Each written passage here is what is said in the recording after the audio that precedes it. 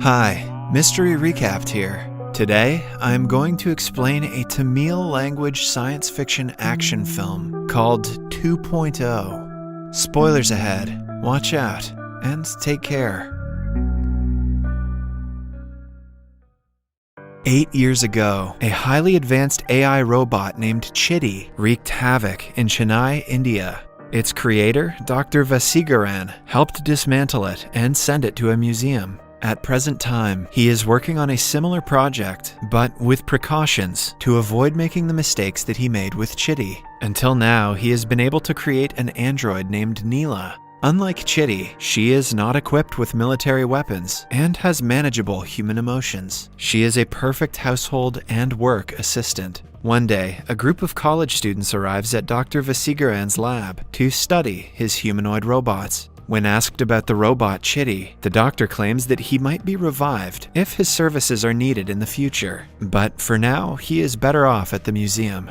After the session, a student is on his cell phone when suddenly, a strange force pulls it out of his hands. Stunned, the guy reaches for it in midair, but the phone refuses to move. A video of a bird plays on it before it flies away and disappears into the sky. Following the incident, several similar cases occur throughout the city of Chennai. From street vendors to mobile shops, not a single cell phone is left in the city by the end of an hour. The police station is swarmed by commoners reporting their missing phones, but the cops are just as clueless as everyone else. Soon, a scientific council, led by Minister Kumar, gathers to discuss the phenomenon. Some believe that the cause of the phenomenon is either a terrorist attack, an alien invasion, or global warming. But Vasigaran debunks all the theories and explains that the phones have not crossed Chennai's border and have not reached the troposphere. This means they are somewhere near the outskirts of the city. A phone company owner confirms that all the phones are switched off at once, making it impossible for anyone to track them. It is almost as if they have gained consciousness and are behaving as a hive.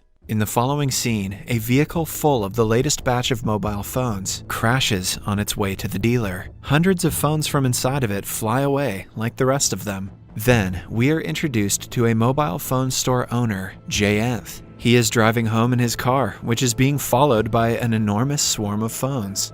At midnight, he is woken up by vibration. When he opens his eyes, he is shocked to see that his room is covered in phones, so much so that he cannot find the door to run outside. The swarm displays birds on its screens before entering his body, causing him to explode and die.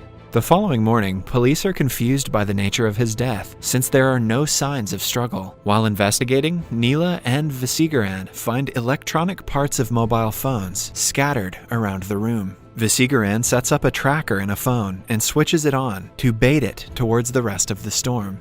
The plan works, and they locate the area where the phones went after disappearing. Vasigaran and Neela follow the track and reach a small village. As they look for the electromagnetic signal, they are led to a river over which a massive bird's talon has manifested. Hundreds of thousands of phones are in a swarm flying overhead, showcasing a phenomenon that is unheard of. The talon attacks a signal tower and breaks it. Neela saves Vasigaran from being killed under the tower before the swarm departs.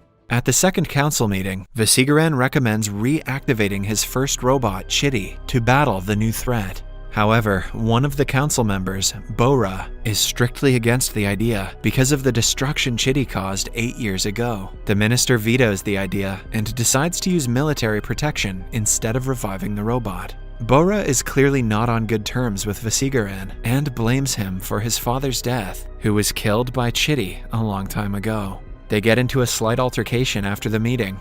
Telecom company owner Lula is furious at the situation that is causing him a huge loss. After urging Telecom Minister Murthy to solve the problem quickly, he drives back home.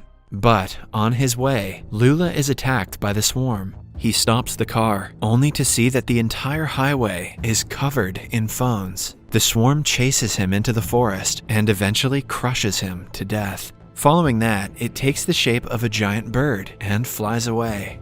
The next day, the telecom minister Murthy is paranoid since everyone associated with him is being killed, like the mobile shop and telecom company owners. Suddenly, his phone, which had disappeared like the rest, breaks into the house and starts vibrating. When they try to pick it up, it inserts itself into his body. He is immediately admitted into the hospital, where the minister visits him. The doctors, along with the minister, are shocked to see the ultrasound results that confirm that he has a cell phone inside his body. All of a sudden, the phone ruptures through his stomach and kills him.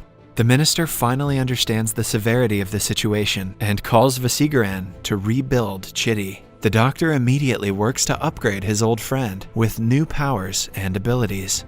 The following day, the cell phone bird wreaks havoc on the city, destroying all the infrastructure that comes in its way, while simultaneously dodging the military's defense. It picks a bunch of people up with its claws and drops them from a height. When the civilians are left with no hope, Chitty is revived, stronger than ever.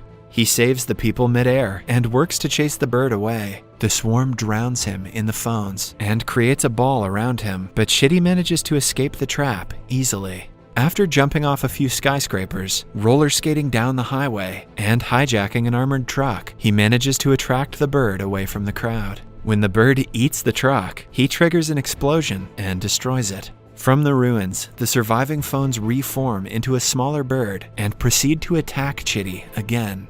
This time, he is low on battery, so he crawls to the space station's generator and recharges. The bird retreats after being unable to enter through the satellite antenna. After everything calms down, Chitty shows Vasigaran the data he collected while fighting the bird. They deduce the bird is a collective mass of negatively charged electrons. Since a deceased being is negatively charged, they have all the reasons to believe that a strange phenomenon caused someone dead to gain enough power to control the cell phones. In simpler words, a negatively charged soul is the one behind all of this.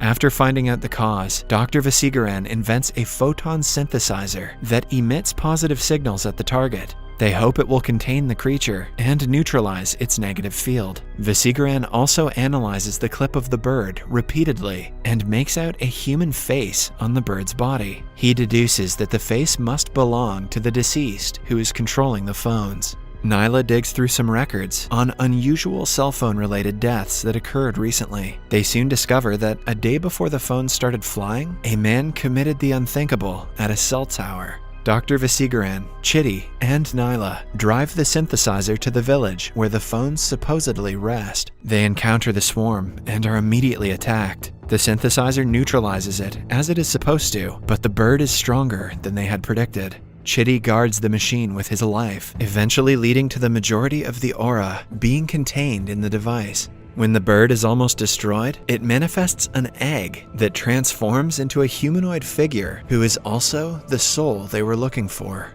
Dr. Vasigaran recognizes him as the deceased ornithologist, Pakshi. When Chitty inquires what his motive is, Pakshi calms down and takes him to the ruins of a house. A flashback shows that the house once used to be his home and a sanctuary with hundreds of birds. Pakshi was actually stillborn, and the doctors had given up on him. But when he was lying on his deathbed, a sparrow flew to him and revived him. Even years after the miracle, he passionately studied birds and developed a connection with them. But recently, the population of birds in India has been declining. On researching the cause, Pakshi recognized that radiation from mobile devices is messing with birds' nervous systems and their ability to think, eventually driving many to insanity and irreversible sickness. He held many seminars and protests to make people aware of the problem, but no one shared even an ounce of his sympathy for the birds. He was even mocked and taunted for his apparently idiotic concern.